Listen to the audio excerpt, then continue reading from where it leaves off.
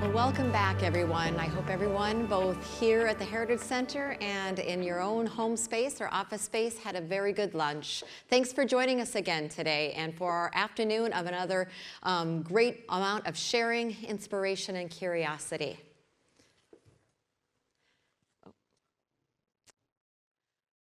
Our lives changed in what felt like an instant, and we're still living through that change today. We were suddenly hearing new and unfamiliar words on the nightly news, and they dominate our daily conversations still today. Words like community spread, rapid response testing, 14-day quarantine, self-isolation. To slow the spread and save lives, governors across the country face the challenge of rapidly altering our nation's operations of every institution and organization. When I say every institution, schools were not immune.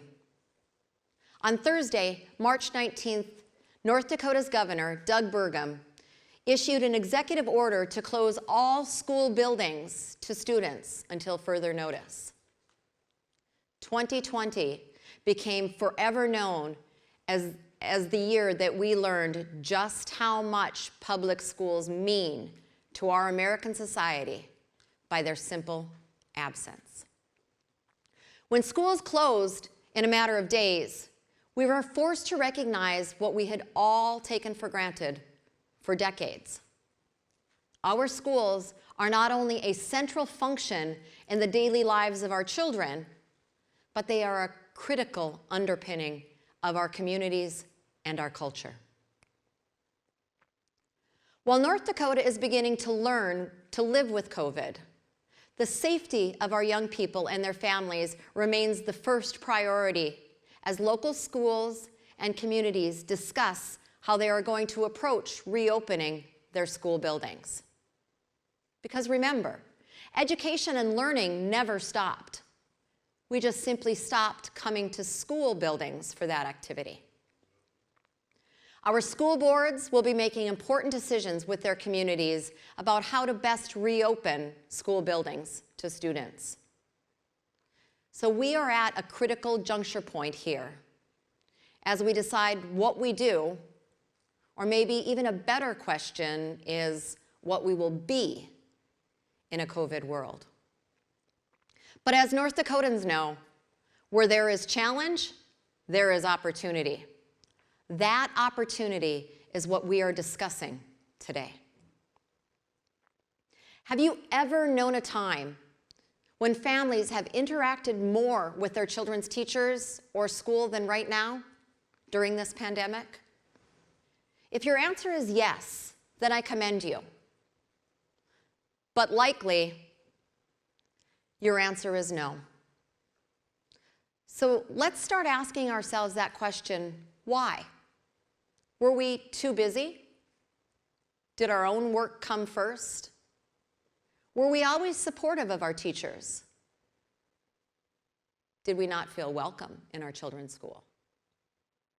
Or had schools simply become a convenience for our families and our workforce instead of places where curiosity and intellectual growth are incubated and where they explode into possibilities for our future? These aren't easy questions, but they are important ones. Too often, we forget to recognize the functions that our schools play in our daily lives, and those functions go so far beyond simply learning. Schools are the centers of our communities, and we provide indispensable services. We feed children, we counsel children, we teach them to be empathetic and caring. We provide shelter, we provide health care, and the list goes on and on and on. With all of the functions that our schools are asked to perform, we cannot take them for granted any longer. And we must reimagine what they can be. As Lee Iacocca famously observed, In a completely rational society, the best of us would be teachers, and the rest of us would have to settle for something else. Even in normal times, teaching is an enormously complex and challenging career. It is not for the faint of heart or the uncommitted. To become truly excellent in teaching, it requires sustained effort over many, many years. Yet, we don't realize educators need many of the same tools and information that other professionals have readily available to them. You wouldn't let your doctor treat you for an illness without consulting with you, or without your cooperation and agreement, would you? It seems almost funny. No one would ever blindly fill a prescription without knowing exactly what its effects would be. So why is the education of our children any different? Just as your doctor can't effectively treat you if she doesn't know what's going on in your life outside of her office, a teacher needs the interaction, cooperation, input, and support of families, students, and communities. Now, it might seem like a far stretch to some to compare these two occupations, to compare these two heroes in our communities, but I think it's a clear delineation at the extremes to show us that for decades, we've believed, of course, you need to interact with your doctor and you need to be on board about a treatment plan. They need to interact with you. They need to know what's going on in your home when you leave their office. And you need to buy into the outcome of your treatment plan. We must approach education with that same mindset. School isn't a place children go to in the morning and return from at the end of the day. School must be a societal system of cooperation, authentic partnership, and rich engagement. And so it is something that requires mutual respect and working together. Because if we are going to move forward and ensure education is not just occurring within the four walls of a school building, and it is often occurring outside the hours of 8 to 3:30, then we need to understand that it requires cooperation, community, and partnership among families, schools, students, teachers, administrators, and everyone who touches a child's life to make this work. So reopening. What can school be? Will we capitalize on the renewed sense of cooperation and community to help our children thrive? Or are we simply going to return to life as usual, or as it once was, only to be caught off guard again when we meet the next challenge? In North Dakota, I know we can do the former. So as we work to reopen schools, let's not only think about what it means to bring children back into school buildings. Let's use this opportunity to reimagine the possibilities.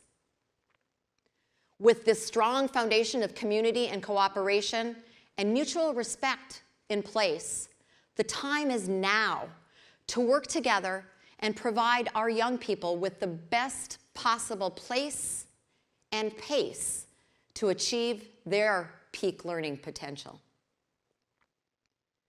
This means that leaders must begin to acknowledge and integrate the learning that takes place outside of our school buildings. This means that it can no longer be considered cutting edge or innovative if we tweak around the edges of distance learning.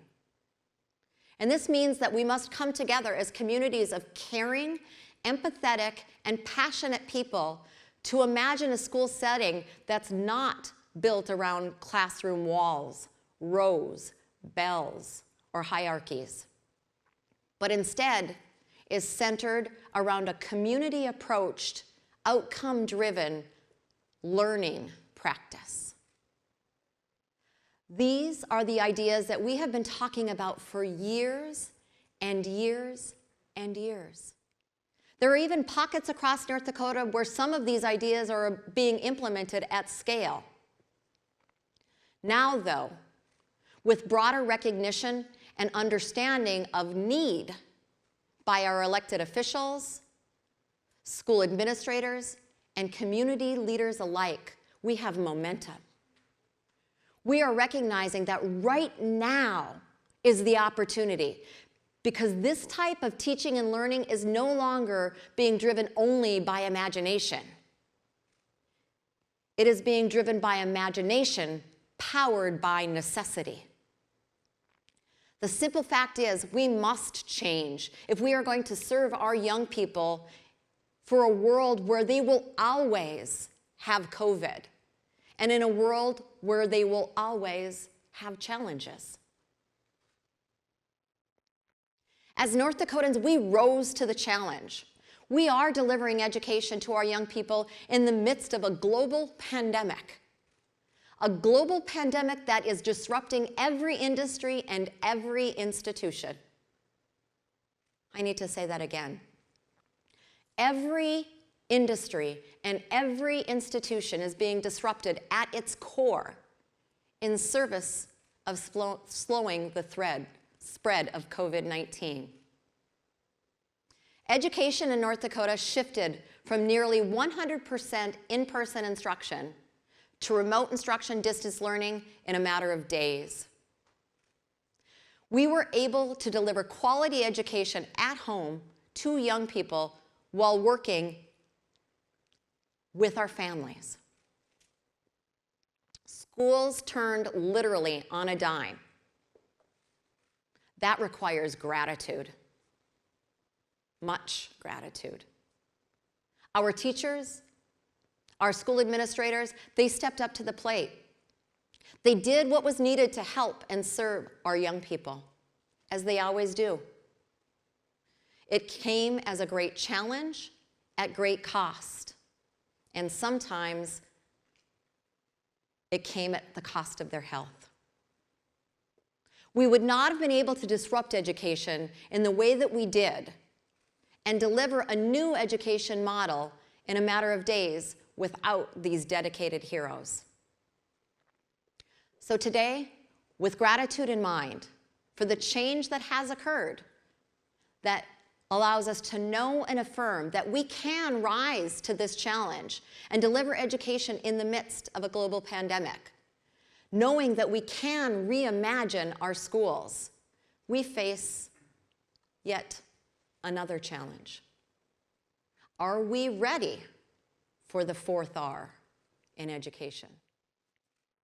We have reading, we have writing, we have arithmetic. Are we ready for reimagination? I say we are. Together, let's lift up our schools as the essential workplace and service that they are. Together, let's commend and support our educators as the heroes they are. Let's not just reopen. Let's reimagine. Will you rise to that challenge with us? Thank you.